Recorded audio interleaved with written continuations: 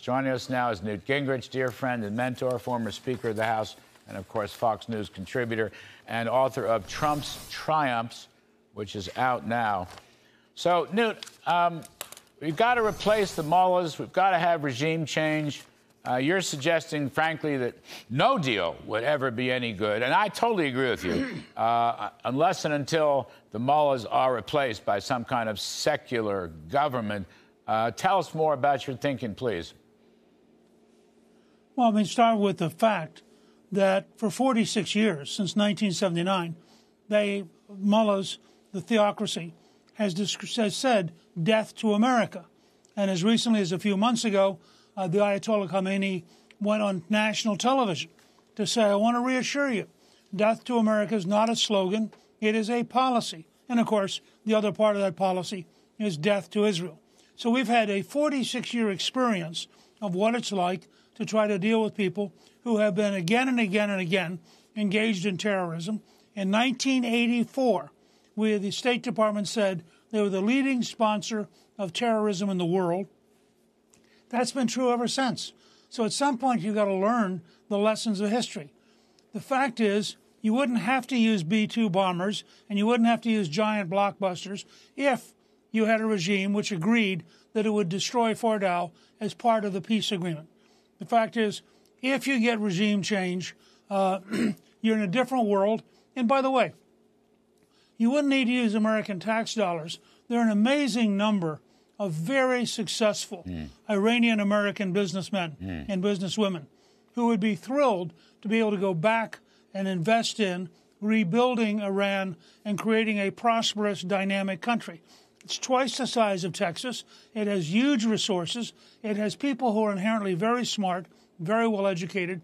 And if they were liberated from this theocracy, they would rapidly become prosperous, be good neighbors, and be a remarkable step in the right direction. I'm very proud of President Trump because he stood up against the appeasement, defeatist mentality of the elites and has continued to say, no nuclear weapons in Iran, period. As long as he sticks to that and allows Netanyahu to continue his work, I think we will presently see a remarkable historic change in the Middle East. You know, we have talked on the show several times last week. We've talked about this Persian diaspora that exists in New York, in Washington, D.C., in L.A., for example. And as you say, these are successful bankers and investors and entrepreneurs and business people, and they still have a lot of ties, to friends and relatives in Iran itself. But the other point I'll make is, Mark Levin mentioned this last night, free people don't do what Iran does. In fact, free people don't do what the Nazis did in World War II. Free people don't do what Mussolini did. Free people don't do what the Japanese did. Free people don't behave this way with nuclear weapons to destroy other countries. And so that is another reason, because this thing's a police state, and it will forever be a police state, a terrorist, military-run police state, unless and until, and here's my point, Newt, the Iranian street has to overturn them. We can't overturn them. We can't do nation building. We tried that. It doesn't work out very well. The Iranian street has to do it, Newt. Your thought? Well, my thought is that the Israelis need to move strategically towards taking out every asset of the Revolutionary Guard.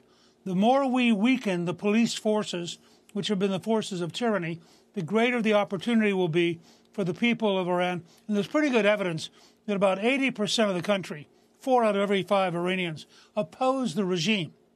But as recently as 2 years ago, 500 of them were hung in public by a dictatorship in order to scare people.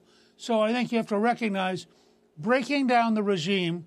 Frankly, I think hitting that television station is a good idea, cutting off all communication between the regime and the street, destroying the people who are the primary oppressors so people can start to gather, talk with each other, and frankly, potentially by getting Elon Musk to move Starlink over Iran, enabling the people of the country to communicate with each other, because right now the state-controlled internet is not available, and so it's hard for people to organize.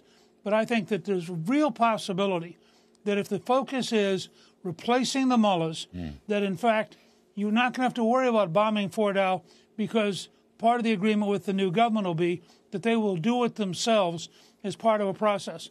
No nuclear weapons, no strategic missiles, but huge prosperity and freedom for the people of Iran.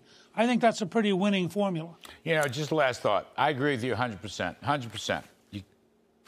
Back in 2009, Obama's first year as president, you recall, Iran had elections that were phony and rigged and overturned, and there were 1 million Iranians in the street, and Obama refused to back them. And then Iran came in and subjugated them, threw them in jail. God knows what he did with them, shot some of the leaders. We had a chance then. If anything like that happens again, we should stand up and start talking in favor of the Iranian street. Last word, Newt Gingrich. What you think? That's right. Well, my last word is President Trump's on the right track. I hope that he resists all the pressure from both the American and foreign elites, all of whom have an appeasement, defeatist attitude. And I hope he realizes that only by replacing the mullahs will you be able to get to a safe, peaceful Iranian future. And that, by the way, would mark him as one of the greatest leaders in modern history. Absolutely. Terrific stuff, Newt Gingrich. Thank you, my friend. We appreciate it very, very much.